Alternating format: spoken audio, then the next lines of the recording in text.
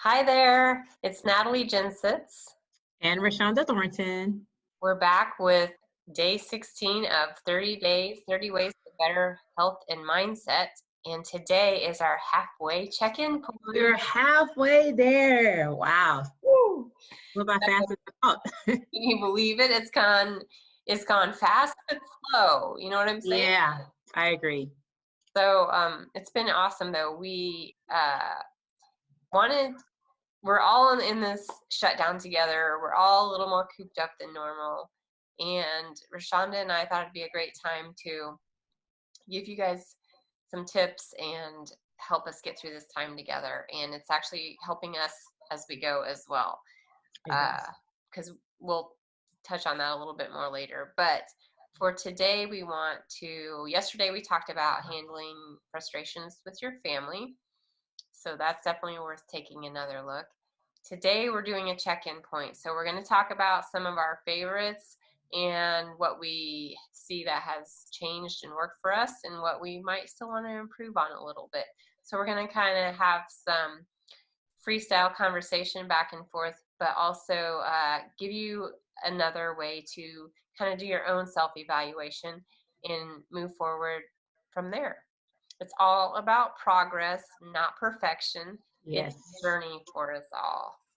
it So, is. Rashonda, what were a couple of your favorite topics that we've covered so far? Well, um, the ones for me that resonated, I actually connect. I didn't even realize how I looked at them. It's just the first. It's like the one we talked about in the beginning. It was like foregoing boredom and how like you can recreate a new routine because this is not the same as it was a month ago, so instead of like recognizing that's the case, but just creating a new routine to move forward through this. And that could mean starting a new project, or going back to one that's overdue. Especially when it comes to how we communicate now. You don't have we may not have a work schedule 9 to 5, so we can start scheduling virtual chats. I mean, that's going to keep you preoccupied. It's going to allow you for not being so bored because you're feeling like, you're sitting here twiddling your thumbs. But also, what connected to that is the topic that I talked about when it comes to this idle snacking, because typically when we're bored, we tend to snack, and we snack a little too much, and we actually may be starting some new habits that is not conducive to our health or really where we want to be, just as far as our weight or our body or just mental health. So how can we start recognizing the snacks that we're having and start swapping them out and changing them for something lighter? Now, it has some great examples a couple of chats ago, but also, how are you going to be able to um, learn how to recognize, create, and plan ahead when you are going to snack, when you are going to have your meal, so you know what you're having. To me, help allows me to not be idle, but actually be intentional in my choices. So those are the two that really stuck out to me. And the last one is to me, it's the most important. What's a gratitude piece? Right now it's so easy to complain. It's so easy to just be upset that you can't go to the mall, be upset that you can't you do your Friday night movies or whatever. Just go to go to an outdoor event. But we have to recognize that the most important simple things is what we need to reflect and be grateful for. And that's our shelter, that's our family, and most of all, that's our health. So just knowing, like, without all of those, it doesn't matter what else happens on the outside. So instead of putting energy and complaining about that, find gratitude in some of the things that are essential right now and focus on that. So those are my three. Well, those are good ones too. Definitely. Gratitude has been a big part of my life recently, but I have some different favorites. So I'll tell you what mine are. Um, I really liked the faith one because that's something I live out every day and feel like it's important to share and be able to talk to other people about. And without my faith in my church community, I would be in a lot worse shape today. I've been there, done that. Forgiveness was also a big one.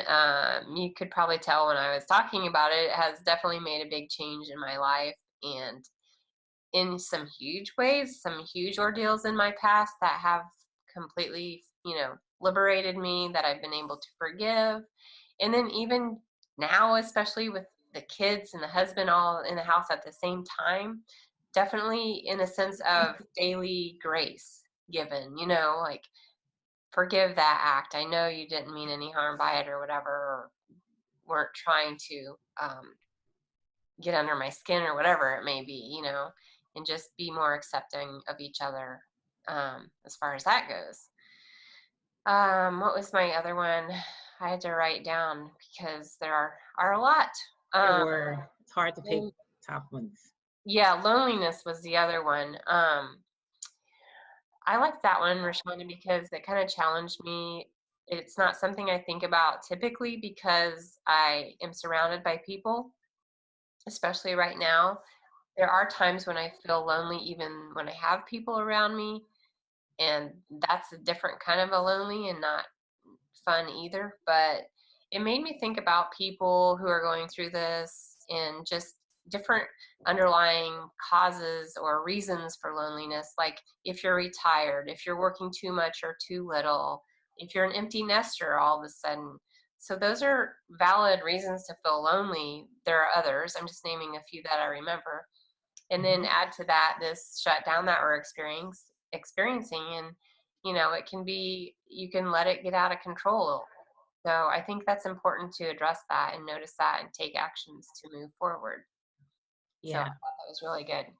No, those are great ones. I'm sure like those are probably on my right underneath my three. Like I said, there's so many different good ones that resonated. It's really hard to just pull ones out without, recognizing the others. Um, so I guess, like, everything is a work in progress, right? And so even though those resonated, and I think like it's easy to incorporate those because, we we found ways to kind of talk it through. And even though there are still a few that I feel like I still struggle with, and I feel like, and it's good because you need to work on you need to work on the ones that you feel that may be more challenging to you. And I didn't recognize that we talked about it, but like, I think it was yesterday, actually, the frustration part. Sometimes you had mentioned that frustration is a perceived feeling of resistance. So it's perceived. Sometimes a person may not necessarily trying to annoy you or frustrate you, but you take it that way. And then the way you react and respond to it can make it worse. So recognizing that even though what you feel may not be really what's happening, and that to me creates the opportunity to work on self. Whether it's talking myself down or just like knowing that they may not just be trying to annoy you, and so that you can just find a new way to communicate or even just express how you feel without it being set off on emotions. It's very rare that I get super upset, but I can tell like the small things, like your heart rate goes up a little bit or take a deep breath, like that's frustration. So how can you work on that, especially through these times? But I really wanted to trickle over into when these times are kind of not here anymore so that I can continue to make myself better in that aspect. Good. That's awesome. Yeah. I think I like to always like come up with a few that I've been good at, and then one that at least one that I want to improve on. And I think I've been better and more consistent at the exercising. The weather's helped. The gratitude, my faith, and then less idle snacking. I'm like catching myself a little bit more now, so that's good. Yeah. One I want to improve on, you might guess, is the patience piece because we've had conversations about that. But yeah, just growing my patience in all aspects of my life. So I'm going to try to make myself wait a little bit more often and just let it just move more slowly and be okay with that. Got it. Great. So, as we're talking these things through with you guys, I want you guys to understand that we're not really talking at you. So we're talking with you because just us creating these topics and we're going opening them up and just focusing in on them is helping us talk it out and keeping these conversations going. If we didn't have these 30 days, 30 ways, I just could only imagine what will be going on in our heads, how we'll be dealing with it alone.